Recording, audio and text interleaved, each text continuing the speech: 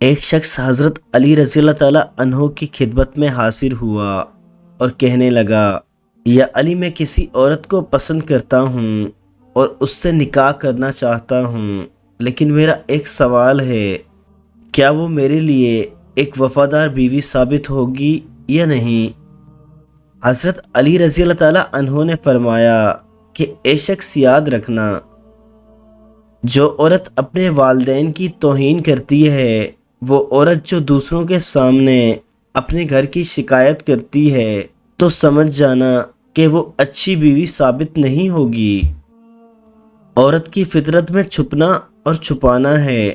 جو عورت اپنے گھر کے عیب کسی اور کے سامنے واضح کرے تو سمجھ جاؤ کہ وہ عورت ہی نہیں۔ تو اس شخص نے کہا، یا علی، کوئی ایسا عمل، کوئی ایسی دعا جس سے واضح ہوتا ہے کہ یہ عورت میرے لیے وفادار بیوی ثابت ہوگی یا نہیں؟ تو حضرت علی رضی اللہ تعالیٰ عنہ نے فرمایا، اے شخص، اس دنیا میں سب سے بدترین عمل جھوٹ ہے، جو تمام گناہوں کی جڑ ہے۔ جس عورت کی فطرت میں جھوٹ، فریب اور دھوکہ ہو، وہ عورت کبھی کسی کا ساتھ نہیں دے سکتی۔